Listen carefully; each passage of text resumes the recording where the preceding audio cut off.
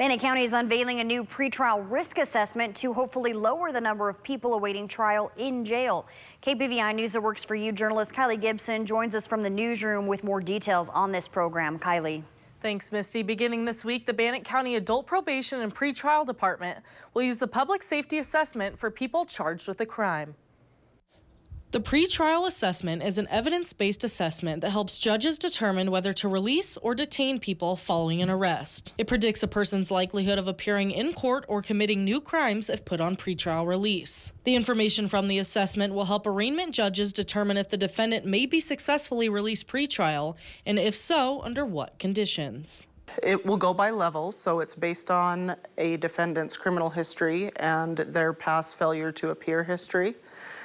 Based on their likeliness to succeed if they were to be released into the community while their charge is pending.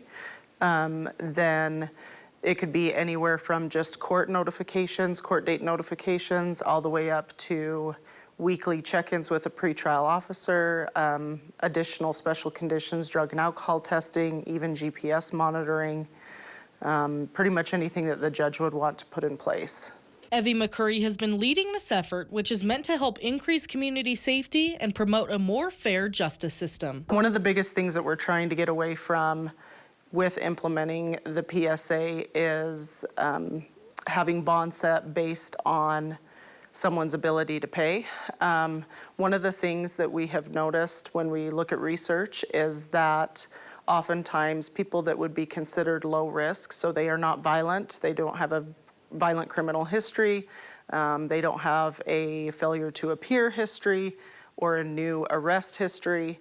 Oftentimes those individuals can be sitting on high bonds until their case is dealt with. So, and then on the flip side of that, we have also seen that some of these cases that are violent or do have some risk to them, those people are able to bond out. So we're trying to keep our low-risk people in the community and have them with their families, working their jobs, doing what they need to do, and then adequately assessing those high-risk cases, specifically violent offenders.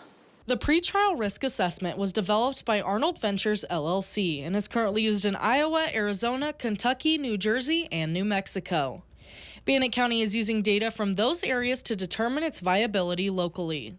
A 2-year study of Bernalillo County, New Mexico found more than 80% of people put on pretrial release appeared for court as required and avoided new criminal charges.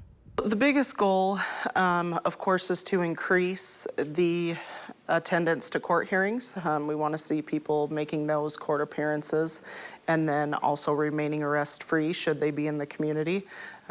Obviously, too, safely reducing the jail population is going to be a huge benefit. McCurry had guidance from the Idaho Supreme Court to implement the assessment and is working to document the first 18 months of data related to its use in order to validate its use in Bannock County. Reporting live in the newsroom, I'm Kylie Gibson. Back to you in the studio, Misty.